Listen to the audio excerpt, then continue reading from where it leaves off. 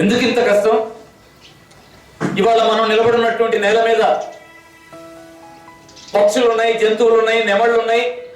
ఇక్కడ వందల వేల మనం పెంచుతున్న ఆవులు ఉన్నాయి. మనకున్న భయం వాటికి ఏం లేదే. మనం భయపడుతున్న 100 విషయాలు, ఒక్క విషయానికి అవి భయపడటం లేదే. మనం కూడా భయపడట్లా, కూర్చొని వాటి పని అవి చేస్తున్నాయి. మనమే భయపడుతున్నాం. అంటే భూమి మీద కోటాను కోట్ల జీవుల్ని మనలందరినీ కన్నా సృష్టికర్త అమ్మ నేచర్ సృష్టిస్తే, అమ్మ కన్నా పిల్లల్లో లక్ష ధైర్యంగా జీవిస్తూ ఉంటే ఒక సింగిల్ జీవి మాత్రమే, ఒకానొక జీవి మాత్రమే ప్రపంచంలో నా అంత విజ్ఞాని లేడు, నా అంత తెలివైన వాడు లేడు, నా అంత క్రియేటర్ లేడని భావిస్తున్నటువంటి అహంభావంతో గుండె ఇరుచుకొని ఎదురొమ్మ ఇరుచుకొని నడుస్తున్నాడేమో అని భ్రమకి గురి చేస్తున్నటువంటి మానవుడు మాత్రం క్షణం క్షణం భయపడుతున్నాడా లేదా గమనించండి. కారణం ఏంటి మిత్రులారా? మన దురదృష్టం ఇన్ని భయాలు మన చుట్టూ ఉండడం. రేపు కరోనా వదిలినా వచ్చే సంవత్సరం వచ్చేది ఏదో దాని నాకు తెలియదు, ఖచ్చితంగా వస్తుంది అనుకుంటా. మొన్న చికెన్ గున్యా వచ్చింది కదా, అంతకుముందు ఇంకేదో వచ్చింది కదా, ఇవాళ కరోనా వచ్చింది కదా, రేపు వస్తుందో ఏమో తెలియదు. కానీ వచ్చిపోయే భయాలు మాత్రమే. కానీ శాశ్వతంగా వదలని దీర్ఘకాలిక జబ్బుల భయం ఎంత ఘోరంగా ఉంది అంటే, హైదరాబాద్కి మీకు బస్సు వచ్చినా, లారీ వచ్చినా, కారు వచ్చినా, మీకు రైలు వచ్చినా మీరు గమనించండి, సగం మంది ప్రయాణికులు హాస్పిటల్కి వస్తున్న అయి ఉంటారు, సగం మాత్రమే పని మీద వేరే పనుల మీద వస్తున్నాళ్ళు. ఎందుకంటే ఏ జిల్లా కేంద్రాన్నైనా గమనించండి, దిగిన వాళ్ళలో కనీసం 25-30% ఎబోనే హాస్పిటల్స్కి వెళ్ళిపోతున్నారు. ఎందుకంటే జిల్లా కేంద్రంలో ఒక హాస్పిటల్, 2 హాస్పిటల్స్, 3 హాస్పిటల్స్ కావు, ఇప్పుడు 30, 50, 100, 200 హాస్పిటల్ స్టేజ్ మన జిల్లా కేంద్రంలో చేయండి. ఆంధ్రప్రదేశ్, తెలంగాణ 2 రాష్ట్రాల్లో ఏ జిల్లా కేంద్రంలోని ఒక్క హాస్పిటల్ అయినా పేషెంట్స్ లేకుండా ఖాళీగా ఉందా? పోనీ 2-3 పేషెంట్స్ మాత్రమే వచ్చేపోయే ఆసుపత్రిగా ఉందా? వెళితే 100 నెంబరో 200 నెంబరో వస్తుంది. ఎంత ఆశ్చర్యం! ఈ కండిషన్ కి కారణం ఏమిటి? ఇది చిన్న ప్రశ్న నేను అనుకోవడం లేదు, ఆలోచించండి. ఇది ఎంతటి పెద్ద ప్రశ్న అంటే, మానవ జాతి భూమి మీద సక్రమంగా దీర్ఘకాలం మనుగడ సాగించగలదా? లేదు. కొంత టైం పోయిన తర్వాత ఇంతటి ఆరోగ్య సంక్షోభంలో ఏదైనా రిస్క్ అవుతుందా? మనం మంచిగానే ఉంటామా? మానవ జాతి గతంలో డైనోసార్లు ఈ భూమి మీద ఎలా తూడ్చుకొని పోయాయో అలా ఏమన్నా జరిగే ప్రమాదం పొంచి ఉందా? ఆలోచించాల్సిన అవసరం ఉంది. అంటే అంత సీరియస్ ఉందంటారా అంటే నేను చిన్న ఉదాహరణ గుర్తు చేస్తాను. ఇక్కడ ఉన్న వాళ్ళలో ఎక్కువ మంది పెద్దవాళ్ళు ఉన్నారు. మీలో అంటే 40 ఏళ్ళు దాటిన వాళ్ళు ఎక్కువ కనపడుతున్నారు, ఆ తర్వాత ఇంకా 10 వయస్కులు కనపడుతున్నారు. మీలో ఒక్క సింగిల్ పర్సన్ కూడా పొట్టకొస్తే బయటకు వచ్చిన వాళ్ళు అయ్యి ఉంటారని నేను అనుకుంటున్నాను. ఖచ్చితంగా జీవులన్నీ ముందు తరాలకు ఎలా జన్మ ఇచ్చాయో అలాగే అమ్మ మనల్ని చాలా సహజంగా ఈ భూమి మీదకి తెచ్చుంటే వచ్చిన మనుషులు మీరందరూ అయి ఉంటారు. కానీ మీ పాప ఒక పాపకో బాబుకో జన్మనివ్వగలదా వాళ్ళు పొట్టపోయకుండా? మీ చెల్లి, మీ మనవరాలు ఎవరైనా ఇవాళ ఆంధ్రప్రదేశ్, తెలంగాణ గడ్డ మీద మేము ఫ్రీ డెలివరీ అయ్యామండి అని చెప్పగలిగే ధైర్యం మనకున్నదా? హాస్పిటల్కి వెళ్ళకపోతే నేను చెప్పలేను, హాస్పిటల్కి వెళ్లకుండా ఉంటే డెలివరీ అయితే నేను చెప్పలేను. కానీ హాస్పిటల్ మెట్లు తొక్కిన ఎవరూ కూడా పొట్టపోయకుండా బయటకు వస్తున్న పిల్లలు, పాప గాని బాబు గాని ఒకరు కూడా లేదు. అందరూ అడ్డమే తిరుగుతున్నారు. అడ్డం తిరుగుతున్నారు, వాళ్ళు కోసి బయట తీస్తున్నారు. ఇలా అడ్డం తిరుగుతున్నారు, వాళ్ళు కోసి బయట తీస్తున్నారు. కోసి బయటికి తీసే టెక్నాలజీ డెవలప్ అయింది కాబట్టి బతికిపోయాడు. కోసి బయటికి తీసే డాక్టర్లు చాలా మంది కుప్పలు కుప్పలుగా ఉత్పత్తి అయ్యారు కాబట్టి మానవ జాతి బతికిపోయింది. వీళ్ళు కోసి తీయడం వీళ్ళకి రాకపోయి ఉంటే ఏమైపోయేది? అట్లాంటిది కోసి తీసేవాళ్ళు ఒక్కడో ఇద్దరు మాత్రమే ఉంటే ఏమైపోయేవాళ్ళం? అంటే బిడ్డ పుట్టేది కాదు, బాబు పుట్టేవాడు కాదు, అందరు అడ్డం తిరిగేవాళ్ళు. పిల్లలు పాపం నష్టపోయేవాళ్ళు, తల్లులు నష్టపోయేవాళ్ళు అనమాట. ఏ దశ వచ్చిందండి? ఇది ప్రధానంగా టౌన్స్ లో, ఇవాటికి గ్రామీణ సమాజంలో, ఇవారికి గిరిజన ప్రాంతాల్లో, ఇవాటికి బాగా మారుమూల లోతట్టు ప్రాంతాల్లో వాళ్ళ ప్రసవాలు వాళ్ళు మనల్ని అమ్మగారినట్టు వాళ్ళ పిల్లలందరూ గంటానే ఉన్నారు. కానీ మన హైదరాబాద్ నగరంలో ఒక సింగిల్ ప్రసవాన్ని కూడా మనం కావాలని తప్ప ప్రయత్నం చేసి తప్ప మామూలుగా చూపించడం. హాస్పిటల్కి వెళ్తే కోసినట్టే. పైగా ఇప్పుడు కొత్తది డెవలప్ అయింది, ఎప్పుడు కొయ్యాలో కూడా వేరే వాళ్ళు చెప్పేస్తున్నారు. మీరు ఎన్నింటికి కోయించుకోండి అంటే పొట్టని అంటే మనం వెళ్ళి డాక్టర్కి చెప్పేస్తాం, ఫలానా టైంకే బయటికి తీయండి. ఎందుకు ఫలానా టైంకి బయటికి తీసిన వాడు చాలా అద్భుతంగా బతుకుతాడు. అమాయకుడు వాడు ఎక్కడున్నాడు నాకు తెలియదు, నేను అడ్రస్ చెప్పలేను. వాడు అమాయకుడు, ఎందుకంటే వాడికి పొట్టలోకి పెట్టడం తెలుసు తప్ప బయటికి తీయటం రాదు. ఈయన తీస్తే తప్ప సృష్టికర్త ఎవరైనా ఒకవేళ ఉండుంటే ఆయన కూర్చొని అక్కడే మన పిల్లలకు కావాల్సిందంతా నుదుటి మీద రాసి పంపుతూ ఉంటే వాడు పెద్ద అమాయకుడై ఉంటాడు. ఎందుకంటే బయటికి తేయడం కూడా చేత కట్టలేదు కదా సృష్టికర్తకి. వీళ్ళు అండే లేకపోతే పుట్టే ప్రశ్నే లేదు కదా. ఆయన సృష్టించిన మనిషి అక్కడి నుంచి అక్కడే వెళ్ళిపోతున్నాడు వెనక్కి, మళ్ళీ ఆయన దగ్గరికి ఆయుష్ ముగిసిందయ్యా అని. వీళ్ళు బతికిస్తున్నారు కాబట్టి సరిపోతుంది. ఏంటి సంక్షోభం, ఎక్కడుంది కీలకం ఆలోచించాల్సిన బాధ్యత ఎంత వెరీ సీరియస్ గా ఉందంటే, మనం ఆలోచించుకోగలిగితే షుగర్ ని, బీపీని, థైరాయిడ్ ని, గర్భసంచి సమస్యల్ని, పిల్లలు పుట్టకుండా పోవటాలనేటువంటి అతి పెద్ద సమస్యల నుంచి బయటపడగలుగుతాం. లేదా మన ముందు తరాలని బయటపడేయగలుగుతాం. మన పిల్లల్ని నిజంగా మానవ సమాజానికి ఉపయోగపడే డాక్టర్లుగా తీర్చిదిద్దుకోగలుగుతాం. మనం ఆలోచించకపోతే ఏమో రొటీన్ గా నడుస్తున్న దానికి తలంచుకొని పోతే, ఈ మధ్య ఒక పెద్ద ఆయన చెప్తున్నాడు పాజిటివ్ గా ఆలోచించాలి సార్ అని. పాజిటివ్ గా ఆలోచించడం అంటే ఏంటండి అంటే, పాజిటివ్ గా ఆలోచించడం అంటే ఎవరిని వ్యతిరేకించకపోవడం అండి. ఎవరిని వ్యతిరేకించకపోవడమే పాజిటివ్ అయితే, ఇవాళ జరుగుతున్నటువంటి వ్యవహారం మొత్తాన్ని మనం పాజిటివ్ గా చూడాల్సి వస్తే దీనంతా ఆమోదించాలి. ఆమోదించిన తర్వాత దీనికి భిన్నంగా ఆల్టర్నేటివ్ గా ఇంకొక ఛాన్స్ ఉందని ఆశించడానికి మనకు ఛాన్స్ లేదు. కాబట్టి పాజిటివ్ గా ఆలోచించడం అంటే ఏది ఉందో దాన్ని ఆమోదించడం కాదు. ఏది ఉందో దాన్ని ఆమోదిస్తే మనం కరెంట్ కనిపెట్టగలిగే వాళ్ళం కాదు. ఏది ఉందో దాన్ని ఉందిలే అనుకున్నట్టయితే ఇవాళ సోషల్ ఎవల్యూషన్ లో ఎన్నెన్ని మార్పులు వచ్చాయో, సాంస్కృతిక రంగంలో ఎన్నెన్ని మార్పులు వచ్చాయో, రాజకీయ రంగంలో ఎన్నెన్ని మార్పులు వచ్చాయో, అన్ని మార్పుల్ని మనం సాధించి ఉండేవాళ్ళం కాదు, తలంచుకొని ఉండేవాళ్ళం. మిత్రులారా, వైద్య రంగం కూడా అలాంటిదే. పైగా ఒక మహాద్భుతమైన అదృష్టం ఏంటంటే, వైద్య రంగం అద్భుతంగా అభివృద్ధి చెందిన సమాజంలో మనం పుట్టాం. ఇంతకంటే అదృష్టం ముందు తరాలకు లేదు. ఏది వెనకటి తరాలకు, మనకంటే ముందు తరాలకు, వెనకటి తరాలకు లేదు. మన ముందు తరాలకు తప్ప మనకంటే పూర్వం ఉన్నటువంటి తరాలకి ఛాన్స్ లేదు. మనకుంది. అద్భుతంగా డెవలప్ అయినటువంటి ఆధునిక వైద్య యుగంలో మనం ఉన్నాం. మరి మనమే కష్టాల్లో ఉన్నాం. ఎందుకని తెలియదు, మనం తెలుసుకోవాలి. వైద్యమేమో గుండెని తీసి గుండెని పెట్టగలిగే స్థాయికి చేరింది, లివర్ని తీసి ట్రాన్స్ప్లాంట్ చేయగలిగే స్థాయికి చేరింది. క్రియాటిన్ పెరిగిందా? తగ్గించుకో. తగ్గలేదా? ఏమంటారు దాన్ని పిస్టులో పెట్టేసుకో, డయాలసిస్ చేసుకో. డయాలసిస్ కూడా కుదరట్లేదా? కిడ్నీ పట్టరా, పెట్టేద్దాం, అతికిద్దాం అనే స్థాయికి మన అద్భుతంగా డెవలప్ అయిపోయారు. కాబట్టి నిర్మోహమాటంగా, నిర్బంధంగా, చర్చపిషలు లేకుండా, కాంట్రవర్సీ లేకుండా ఇది అభివృద్ధి చెందిన వైద్య యుగం. అక్కడ పుట్టాం మనం. ఇది మన అదృష్టం. మరి జబ్బులేంటి, రిస్కులేంటి, ఇదంతా ఏంటి మనం ఆలోచించుకోవాలంటే. ఎలా ఆలోచించుకోవాల్సింది?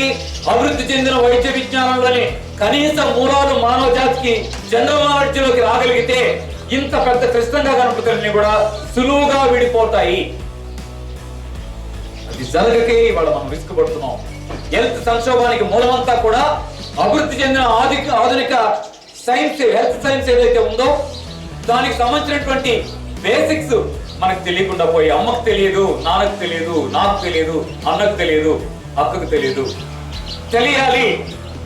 మన కుటుంబాలన్నిటికి కూడా వైద్యం ఏంటో, దాని విజ్ఞానం ఏంటో, అది సాధించినటువంటి ప్రగతి ఏంటో మన ఇళ్లలో మన కుటుంబాలన్నిటికి తెలియాలి.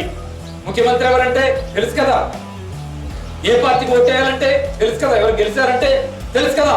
కానీ కడుపులు నొప్పి ఎందుకు వస్తుందో తెలియద్దా? షుగర్ ఎందుకు వస్తుందో తెలియద్దా? థైరాయిడ్ ఎందుకు వస్తుందో తెలియద్దా? బిడ్డ ఎందుకు పుట్టక నా కూతురు ఎందుకు గిలగిలాడిపోతుందో తెలియద్దా? ఇది జీవితానికి సంబంధించిన అంశం.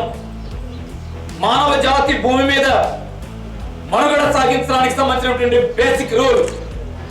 ఈ రూల్ కి ఆనాడు ఏనాడో మహాత్మా గాంధీ, ఎప్పుడండి రాజేంద్ర రెడ్డి గారు చెప్పాలి, 1944లో 42 నుంచి 44 మధ్య 2 సంవత్సరాలు బ్రిటిష్ గవర్నమెంట్ తీసుకెళ్లి జైల్లో వేస్తే, జైలు గదిలో కూర్చొని నా భవిష్యత్ భారతం ఆరోగ్య రంగంలో ఎలా ఉండాలంటే అనేటువంటి ఒక పుస్తకాన్ని తీసి మనకి ఇచ్చారు ఆ తాతగారు. అది ఏమైంది? అదెందుకు పాఠ్య గ్రంథాల్లో చేరలేదు? అదెందుకు మనం చదువుకోవడానికి మనకి దగ్గర రాలేదు? ఏమో ఎందుకైనా అయి ఉండొచ్చు.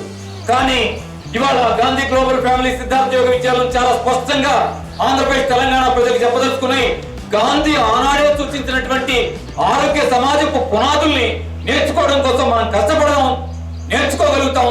నేర్చుకుని ఖచ్చితంగా తెలుగు సమాజం ఆరోగ్య రంగంలో ఎంత సుస్థిరంగా ఉంటుందో చూపించగలుగుతాం. ఇది ఒక్కళ్ళతో సాధ్యమయ్యేది కాదు. కుటుంబమే దీనికోసం సిద్ధపడాలి. అందుకే ఇవాళ సిద్ధార్థ యోగ విద్యాలయపు స్లోగన్ గా, గాంధీ గ్లోబల్ ఫ్యామిలీ స్లోగన్ గా మేము ఇల్లు వైద్యశాలగా మారాలి అంటున్నాం. ఇల్లు వైద్యశాల, అమ్మ డాక్టరు, వంటగది మందుల షాపు ఇదిగా మార్చుకోగలిగిన రోజున జబ్బులేంటనేటువంటి భయాన్ని తాత్కాలిక భయాలుగానే ఉంచుకుంటాం తప్ప శాశ్వత భయాలుగా స్థిరపడేటువంటి అవకాశాలని పునాదులతో సహా మనం పెళ్లగించగలం. ఇది ఎవరితో సాధ్యమవుతుంది? హాస్పిటల్స్తో కాదు. ఎవరితో సాధ్యమవుతుంది? డాక్టర్లతో కాదు. ఎవరితో సాధ్యమవుతుంది? మందుల షాపులతో కాదు. ఎవరితో సాధ్యమవుతుంది? ఇది మన కుటుంబాలతోటే సాధ్యం. అమ్మతో సాధ్యం, నాన్నతో సాధ్యం, తమ్ముడితో సాధ్యం, అక్కయ్యతో సాధ్యం, మన ఇళ్లతోటే సాధ్యం. ఇక్కడ మీకు ఖచ్చితంగా ప్రశ్న వస్తుంది, ఏమనంటే మీరు చెప్పేది నిజమైతే చాలా బాగుంటుంది, కానీ వైద్య విజ్ఞానం మనకెట్లా సాధ్యం?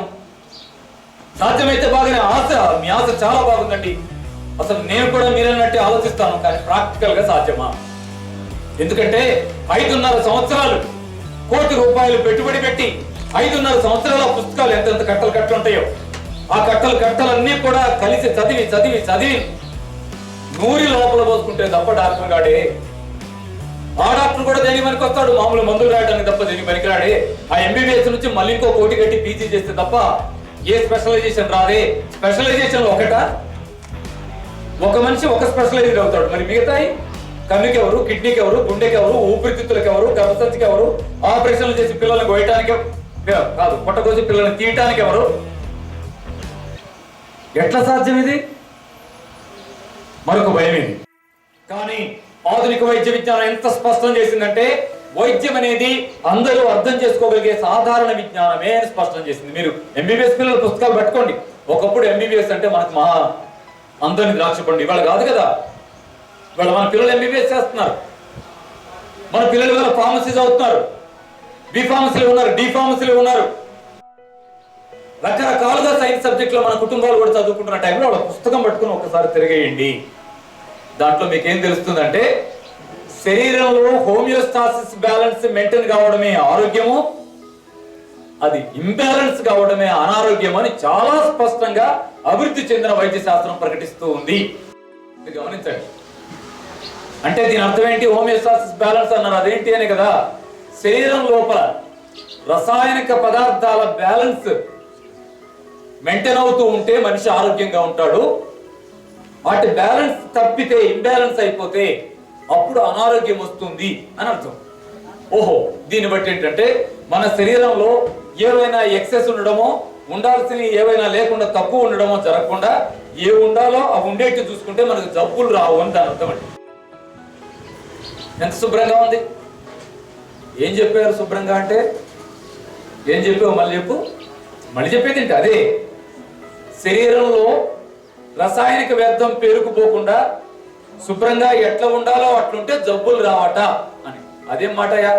షుగర్ వస్తే టాబ్లెట్ వేసుకోకపోతే కుదరట్లా, షుగర్ కాదు జ్వరం వస్తే టాబ్లెట్ వేసుకోకపోతే కుదరట్లా, ఏ దానికి మందు అయిపోతే కుదరట్లా. ఎందుకంటే వయసుల రకరకాలు 100,000, బాక్టీరియాల 100,000, శిలీంధ్రాల 100,000, యాంటీబయాటిక్సా కాదు. యాంటీబయాటిక్స్ దాటి ఇప్పుడు మనం చాలా దూరం వచ్చాం కదా.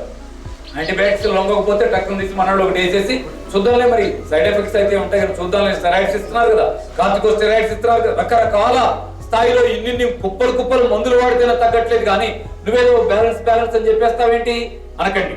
ఇది చాలా చిన్న ఉదాహరణ మీకు అర్థం కావడం కోసం చిన్న మాట అంటాను చూడండి. మీరు ఉందామని మంచి ఇల్లు కట్టుకున్నారు, కానీ ఇంట్లో ఎలకలు వచ్చి రంధ్రాలు పెట్టారు. చాలా చిరాగ్గా ఉంది ఇల్లంతా. అయ్యో మనం ఎట్లా ఉండగలం? ఇల్లు పాడైపోయిన తర్వాత మన నివాస యోగ్యం కాదు. మరి ఇప్పుడు ఎలా? పరిష్కారం ఏంటి? పరిష్కారం ఏంటంటే ఖచ్చితంగా ఎలకల మందు తెచ్చి పెట్టడమే. ఆశ్చర్యం ఏముంది దీంట్లో? ఇదో పెద్ద చర్చ. ఎలకల మందు కొనుక్కొస్తాం, పెట్టేస్తాం, చచ్చిపోతే అమ్మాయి బతికిపోయాం, ఆ కన్నోళ్ళు పెట్టినవన్నీ బూట్ చేస్తాం, ఏమంటాం మాట వేయడం అంటారే. అలా అన్ని బూట్ చేస్తాం, ఎలకలు పోయింది, శుభ్రంగా బతికేస్తాం, ఇంతే. అలాగే ఒంట్లోకి బాక్టీరియా చేరాయి, వైరస్ చేరాయి, శిలీంధ్రాలు చేరాయి, జబ్బులు వస్తున్నాయి, అవన్నీ తినేస్తున్నాయి. ఏం చేయాలి మనం? ఎలకల మందు పెట్టినట్టు వీటి మందు పెట్టడమే. బాక్టీరియాకో మందు, వైరస్కో మందు, శిలీంధ్రానికో మందు. బాక్టీరియాలో రకరకాలు ఉంటే రకరకాల మందులు, వైరస్ లో రకరకాలు ఉంటే రకరకాల మందులు పెట్టేస్తే చస్తాయి. శుభ్రంగా ఇల్లుంటే ఎట్లా ఉన్నామో బాడీ ఎంత శుభ్రంగా ఉంటుందో ఆగి బతకొచ్చు. అంటే మనం వైరస్లు ఉన్నాయో తెలుసుకొని, బాక్టీరియాలు ఎన్ని ఉన్నాయో తెలుసుకొని, అన్ని రకాల మందులు కానీ పెట్టుకొని రెడీగా పెట్టుకుంటే ఏది వస్తే అది వేస్తే సరే తగ్గిపోయింది, అయిపోయింది. గోల ఎక్కడిది ఇంకా కనపెడుతున్నారు మన ఇప్పుడు వస్తుంది ఈ వైరస్ లేకుండా పోతుంది. ఇంటికొకటి ఏంటి, ప్రతి మనిషికి ఒకటి. 100 రూపాయలు పెట్టినా 5 రూపాయలు పెట్టినా పొడవకుండా వదిలిపెట్టారు, రేపు పొడిపించుకోకుండా మనం ఆగం. మావాడు ఒక మాట అన్నాడు, మంచిన్నాడు.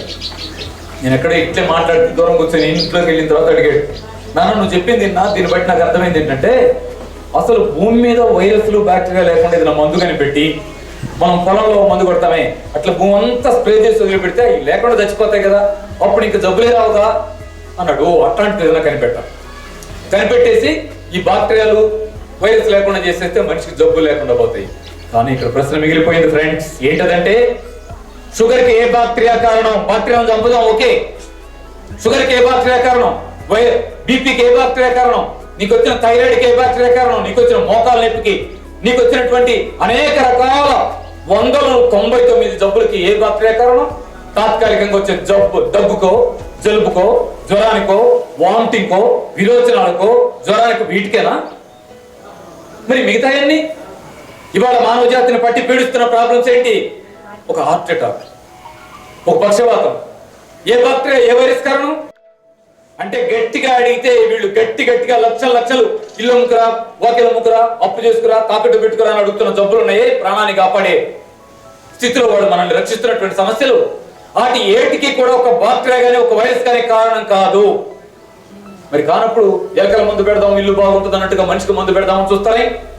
ఒక్క హైదరాబాద్ లో 1000 లారీల మందులు ఇవాళ ఉన్న ఆశ్చర్యం అయితే మనకు లేదు. నాకు తెలియదు, లెక్క పెట్టలేను. కానీ బజార్కి 10 మెడికల్ షాపులు ఉన్నాయి.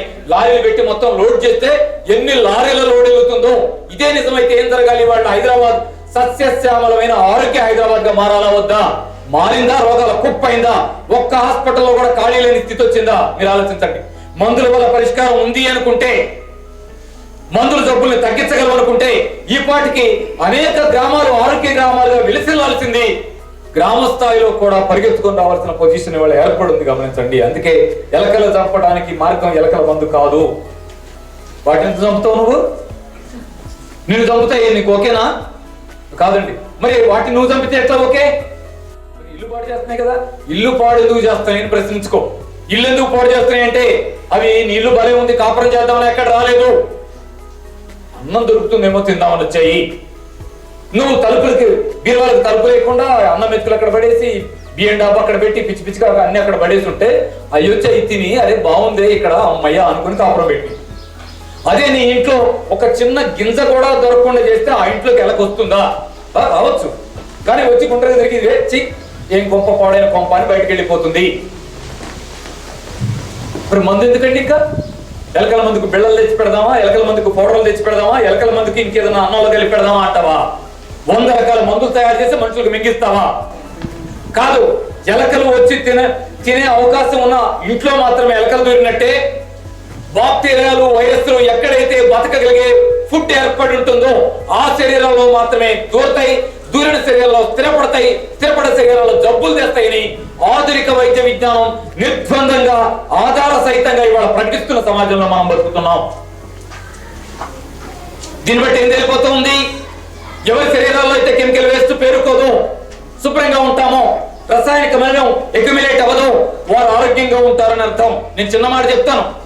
గత జనవరిలోనో ఫిబ్రవరిలోనో వీళ్ళు వచ్చేసింది ముక్కలు గుడ్డ కట్టుకోండి అన్నారు. ముక్కలు గుడ్డ కట్టుకోండి అన్నారు. అప్పుడు మన ముఖ్యమంత్రి కేసీఆర్ గారు అనుకుంటా ఏమన్నారంటే, అంత కంగారు పడాల్సిన అవసరం లేదే, ఇది మేము కట్టుకోకుండానే పని చేస్తాం ప్రజల కోసం అన్నాడు. అంటే ఆయన మీద పడ్డారు, మామూలుగా పడలా. అదే నీకు సైన్స్ తెలుసా, అది తెలుసా, ఇది తెలుసా అని తిట్టగలిగే తిట్లని తిరిగితే ఎందుకు వచ్చిన కావాలని ఆయన కూడా ముక్కు కూడా కట్టుకుని అందరు కట్టుకున్న ఎమ్మెల్యేలు అంతా అని శుభ్రంగా కట్టుకుని తిరుగుతున్నాను నేను. కానీ ఆనాడు కేసీఆర్ అనౌన్స్ చేసినటువంటి మాటలు మాత్రం నేను సపోర్ట్ చేస్తున్నాను. ప్రాక్టికల్ గా ఇవాళ గత 6-7 నెలలుగా రాజేంద్ర రెడ్డి గారు కానీ నేను కానీ మా మిత్రులు కానీ మీకు మూతికి గుడ్డ కట్టుకొని కనిపించారా? కట్టుకోలేదు. కట్టుకోకుండా ఎక్కడున్నాం? ఎవరింటో వాళ్ళ తలుపులు వేసుకుని కూర్చున్నామా? లేదండి. ప్రతిరోజు ఇక్కడ మీరు మనం గమనించుంటారు, రోజు 120 నుంచి లాస్ట్ రోజు అంటే 193 మేము కలిసిన వాళ్ళు 193 రోజుకి. యావరేజ్ రోజుకు 100 మంది. ఎవరు స్నేహితుల? గాంధీ జ్ఞాన్ గ్లోబల్ ఫ్యామిలీ ఫ్రెండ్సా? కుటుంబ సభ్యులా? కాదండి. పేషెంట్స్. ఏ పేషెంట్స్? నువ్వు కాదుకో, దూరంగా ఉండు, ఫైల్ అక్కడ పెట్టు, ముట్టుకో మాకు, అర్థమవుతుంది, నిలబడి మాట్లాడు అంటే ఏం చేయాలరా బాబు అని యోగా కేంద్రానికి పరిగెత్తుకొచ్చినటువంటి పేషెంట్స్. వాళ్ళతో కలుస్తున్నావు. రాదు కదా కరోనా. చస్తే ఫస్ట్ నేను కదా చావాలి. ఎందుకు శుభ్రంగా ఉన్నావు రాయిలాగా? మిత్రులారా గమనించండి, ఏ శరీరంలో అయితే ఆరోగ్యకరమైన కండిషన్ పోయి అనారోగ్యపు వాతావరణం ఏర్పడి ఉంటుందో ఆ శరీరంలోకి కరోనా వైరస్ కావచ్చు, ఇంకో వైరస్ కావచ్చు లోపలికి వెళ్ళి నిలబడుతుంది. ఆ ఛాన్స్ లేకపోతే దీంట్లో కూడా వెళుతుంది, కానీ గెస్ట్ వచ్చి వెళ్ళిపోతాడే, ఆ లోపలికి వస్తుంది, సరిపోయింది అయిపోయింది వెళ్ళొస్తా సార్ అని అది వెళ్ళిపోతుంది, కానీ అది అక్కడ ఎందుకు ఉంటుంది? ఇది రహస్యం. కాబట్టి ఇప్పుడు మనం పరిష్కారం చేసుకోవాల్సింది ఏముంది? దీర్ఘకాలిక జబ్బులైనా ఈ తాత్కాలిక జబ్బులైనా పరిష్కారం చేయాల్సింది ఏముందంటే శరీరాల్లో కెమికల్ వేస్ట్ ఎందుకు ఫామ్ అవుతుందో తెలుసుకొని అది పేరుకుపోకుండా జాగ్రత్తలు తీసుకోవడం. అది ఎలా తెలియాలి మనకి? ఆధునిక వైద్య విజ్ఞానం సపోర్ట్ చేస్తుంది. ఎవరు కనిపెట్టిన ఆధునిక వైద్య విజ్ఞానం? అది సిద్ధార్థ యోగ విద్యాలయమా, గాంధీ గ్లోబల్ ఫ్యామిలీనా? మిత్రులారా ఇవాళ ప్రపంచవ్యాప్తంగా ఎవరైతే ఇంగ్లీష్ వైద్య విధానంలో కష్టపడుతున్నటువంటి ప్రముఖులైన శాస్త్రవేత్తలు, డాక్టర్లు ఉన్నారో వాళ్ళ కృషి ఫలితంగా ఇవాళ అభివృద్ధి అయినటువంటి అనాటమీ, ఫిజియాలజీ, పేథాలజీ, రకరకాల వైద్య విజ్ఞానం సబ్జెక్టులన్నీ కూడా ప్రపంచ మానవాళి ఆరోగ్యాన్ని నిలబెట్టడానికి సపోర్ట్ చేయడానికి అద్భుతాలు ఆవిష్కరించున్నాయి.